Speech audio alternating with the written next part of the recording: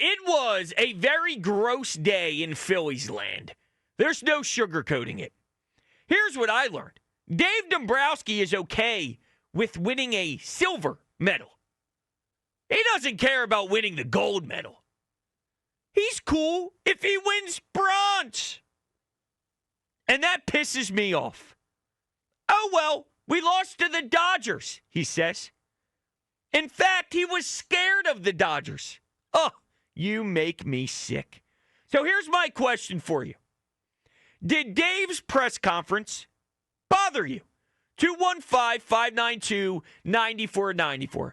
Oh, it sure as hell ticked me off. I'm going to lose sleep over that slop. I'm in the same position today as I was a year ago. And he told me a year ago that it's worth taking another swing with that crew. But yet, no improvement. We're in the same position. So you were wrong then, and damn it, you're wrong now. Now, we do have some audio of Dave Dombrowski speaking to us, and unfortunately, we are going to have to sit through it together. So let's start off with Dave Dombrowski talking about the Dodgers and how great the Dodgers are. And this is not blaming anybody, right? It's the happenstance of how the game goes.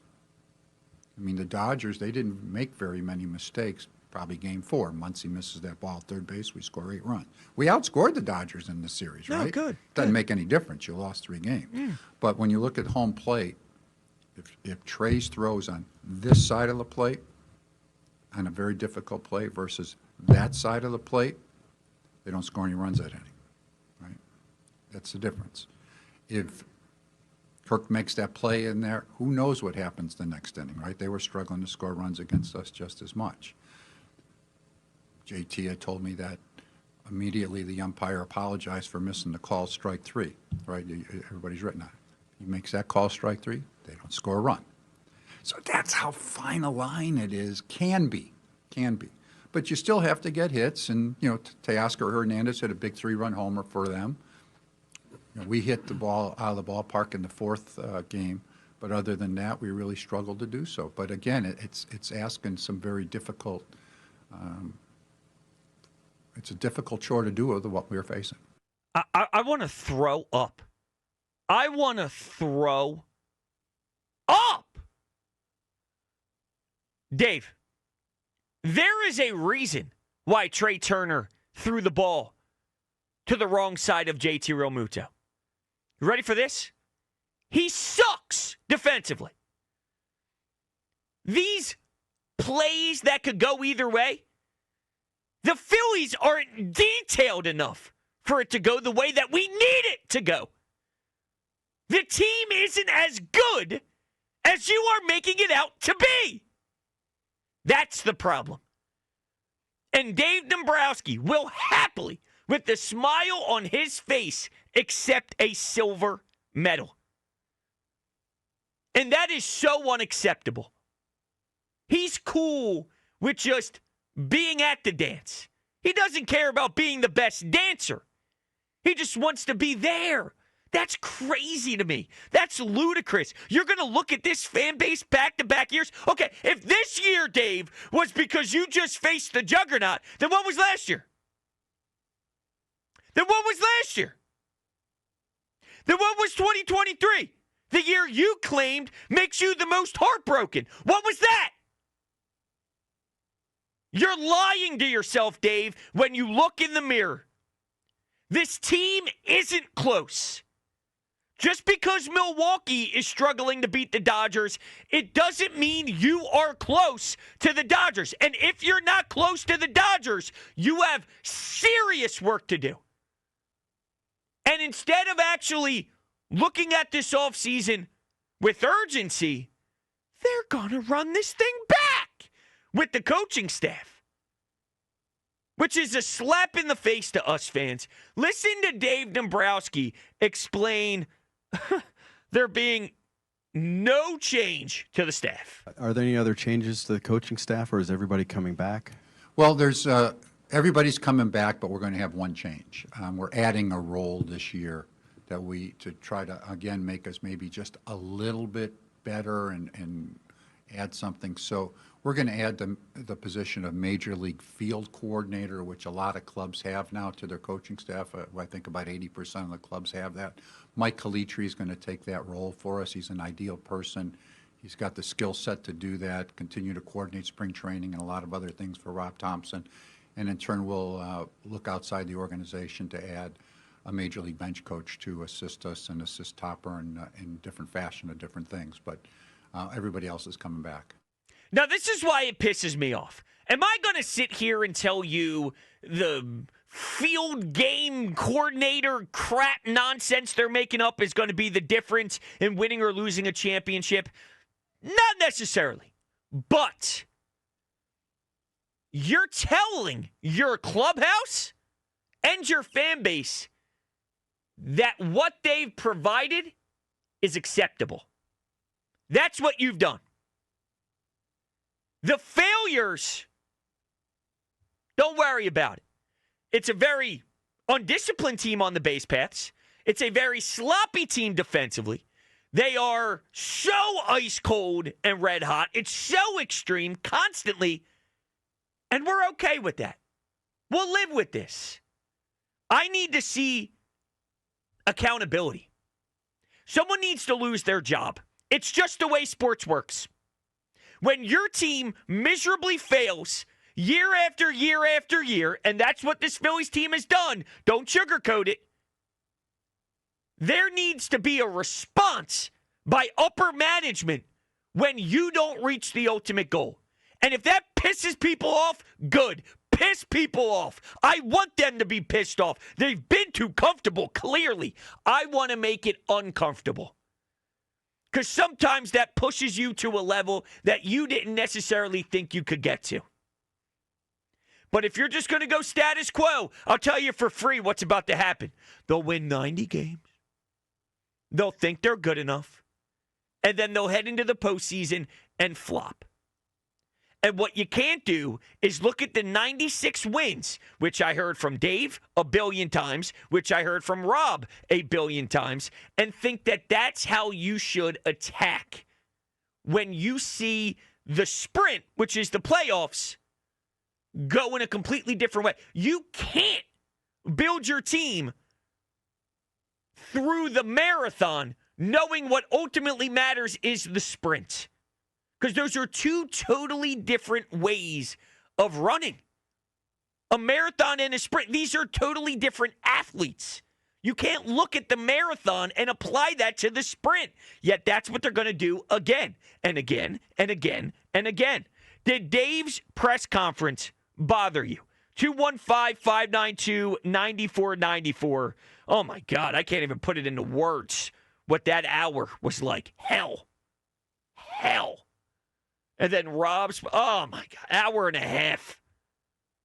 And I sat there because I'm a champion. Unfortunately, the Phillies are not champions, and they're not even close to being a champion. To the phones. I need your help. Let's go to Sean in Northeast Philly. You're on WIP. What's up, Sean? Yo, how we doing, bros? I'm trying my best to survive. Tell me about it. I mean, I just want to get right into it. I mean, how does Rob still have another year with us? How? Not only did he get himself another year, he also got a nice extension coming his way, too. He got rewarded for that horrible postseason managing that he did. It makes me sick that we're giving him money when we got guys like Ranger Suarez, we got guys like Kyle Schwarber, all these guys who need to be paid, and we're thinking about giving a bench coach. I mean, he's not even qualified. This guy, he manages us like me in MLB The Show with matchups like lefty, righty, left, whatever that BS is. It's unbelievable. I've never seen anything like it. We really walked Shohei when he was 1 for 17 against us. I didn't mind that one, to be honest with you. Now, to be fair, we had more. Yeah, because and now we have more knowledge that he's falling apart. But at the time, we didn't see this NLCS yet. I mean, he's like the greatest player on planet Earth when he's red hot and first base was wide open. I could give you 55,000 things I hated from Rob Thompson. That one, I really didn't despise that much. You already had someone on second and third and first base is open, so you have a lefty-righty matchup. I'm just saying, there's so many things to crush Rob for. That one in particular doesn't bother me as much as the others. What about the bases loaded when and he pulled him for Sosa, who was just coming in the game? You know how hard it is to come into a game like when you haven't just coming off the bench cold like that. I thought that was questionable too. Well, I think really where Rob lost it, and I appreciate the call, Sean. I think where Rob really lost me was game one.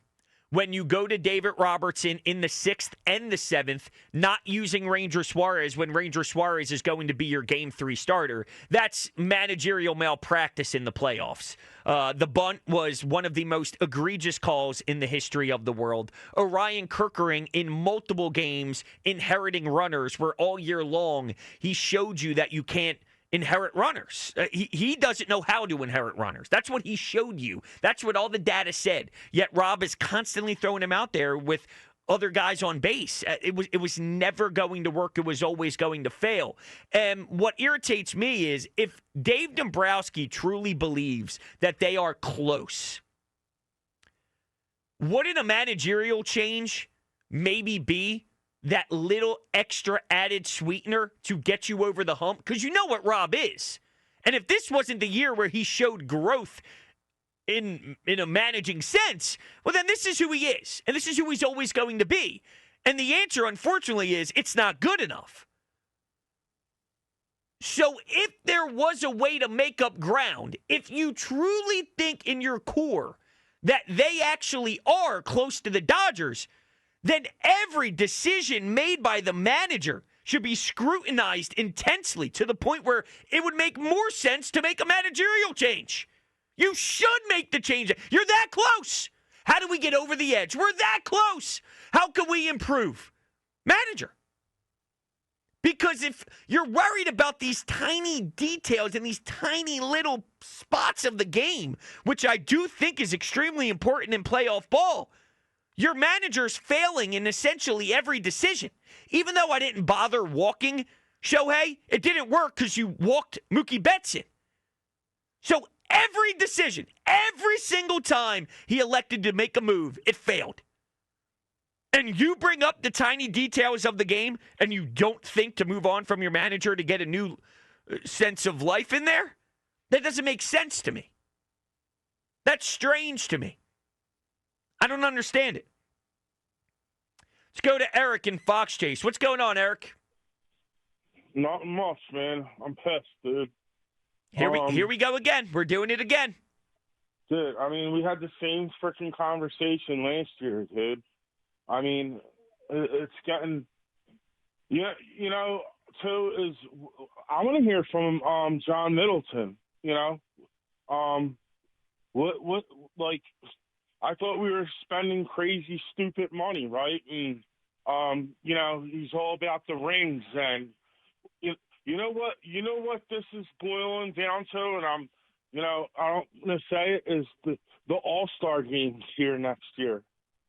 And they're bringing all these guys back because they want Schwarber here and Harper here. And, I love those guys. But there has to be a move made. Something has to happen. And I think the most... One serious change. I think Dave Dombrowski stinks, to be honest with you. I think he stinks. Dude. Nothing. Clintack signed Wheeler and signed Harper.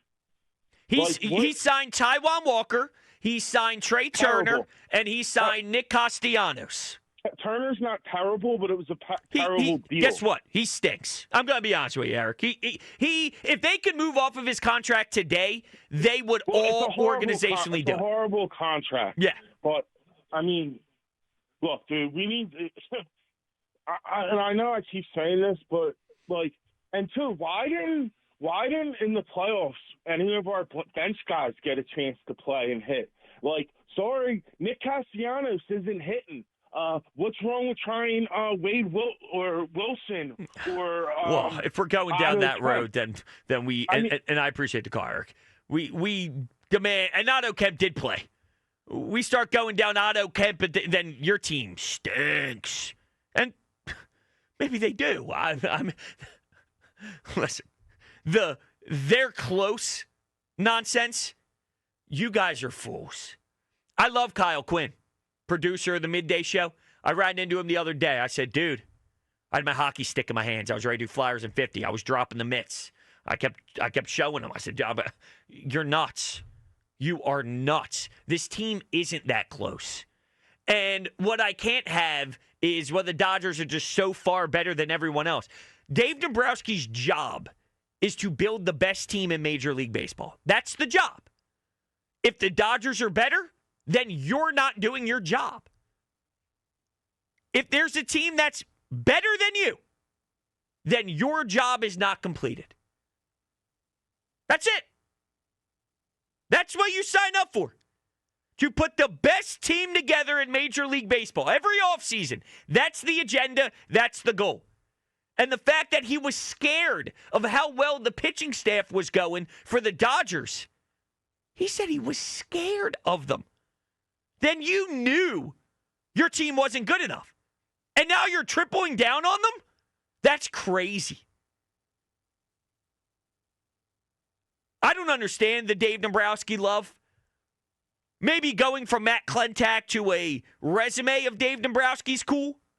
But I think we got the Dave Dombrowski that wanted to set up shop in Nashville and took this gig just for a nice, hey, how's it going? Let's see if I can do something. But my soul isn't fully involved. I want to be in Nashville.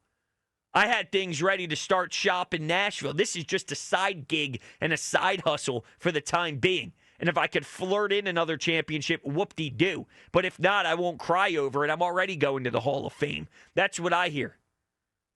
He seriously looked at us in the eyes 2 years in a row and said, don't worry about it. The Yankees lose all the time. He said, don't worry about it. The Braves lose all the time. Well, then the Yankees and the Braves didn't do enough. I don't want to relate myself to the teams that failed when they should have won more. That's like saying, hey, Mom, I got a C on my test, but Bill got an F. Well, at least I didn't get an F. I don't even know if that's what it's like. I'm pissed off. I don't even know if that makes sense. But there's a version of grades being brought up here that makes sense. Let's say you got a D. And the other guy got an F. Maybe the D's the better explanation. I don't know. My brain's hurting today. But I think you understand my point. I don't want to relate myself to other failures. I don't want to relate myself. Well, they screwed up too. Let's say I work in an office and I had something due at Friday, 5 o'clock, and I didn't get it in. But neither did Bill in the cubicle next to me. Well, am I going to look at my boss and say, Bill didn't do it either? I don't give a damn about Bill. I didn't do my job. So if the Yankees should have won more since 2009, and if the Braves should have won more when they were winning the division every single year, then they screwed up.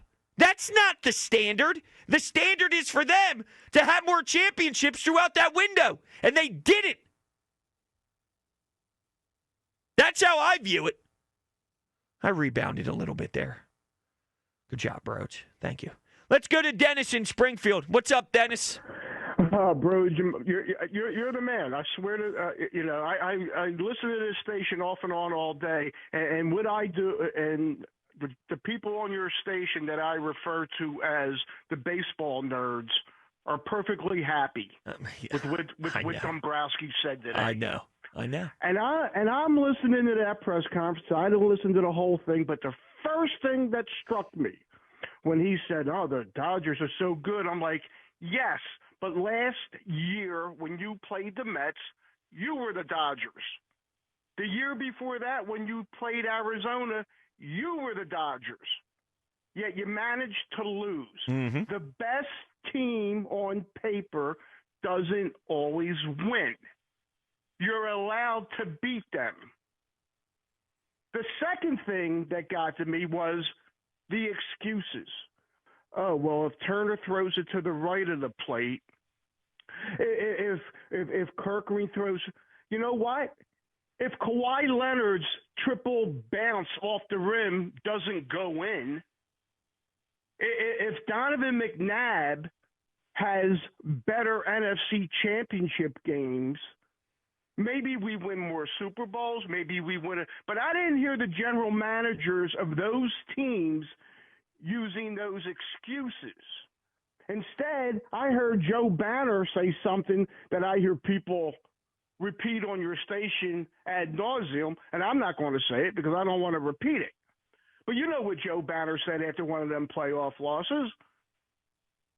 It's ridiculous. And all Dombrowski had to say today was, I don't know what we're doing, but nothing and nobody is untouchable. That's all he had to say. We are open to doing anything to make this team better. I mean, do I really need Stott at second base? Is he like an MVP caliber player? Turner at short, Brome at third? I mean, give me a break. Even Harper. Everything should be on the table to make this team better, and he basically said none of that. Yeah, and to bring back, and Dennis, thank you for the call. To bring back the whole staff is crazy. Again, that's absurd. No one deserves any sort of accountability at all. Not one person? That's unbelievable. It makes no sense to me. It's impossible. And look, I don't need them to go up there and say we're open business to trade everybody, right? But there is a world where Dave Dombrowski could have went up there and say things along the lines of, instead of the Dodgers are so great, oh my God, who could beat the Dodgers? Man, we got to tip our cap to the Dodgers. Shove that. You could have said this.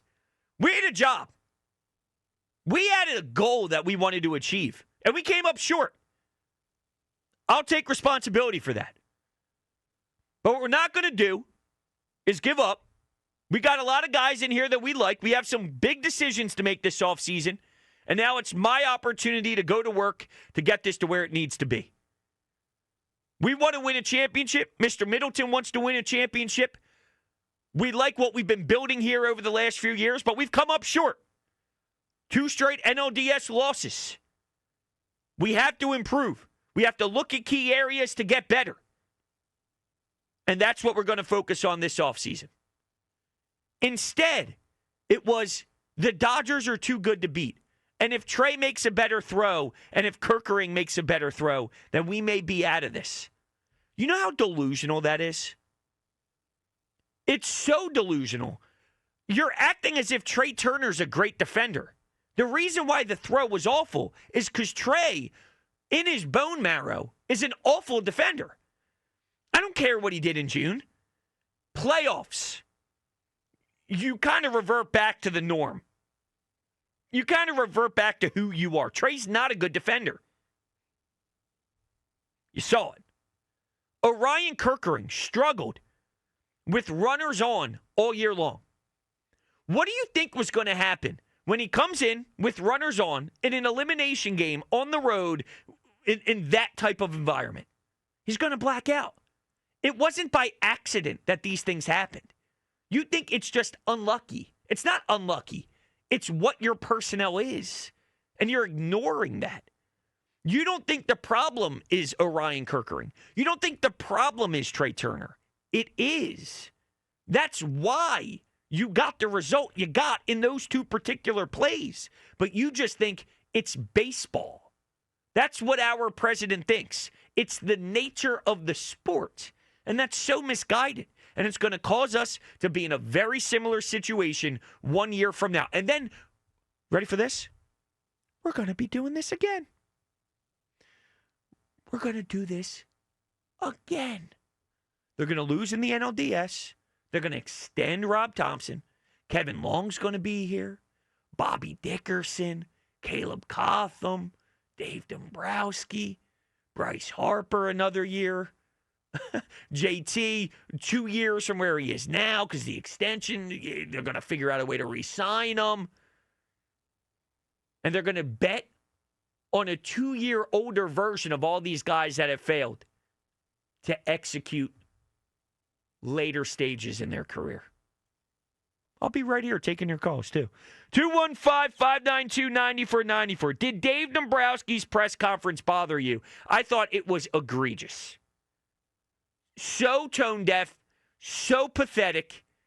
I mean, come on, man. This fan base deserves better than this. You cannot look at us in the eyes and tell us it's all good.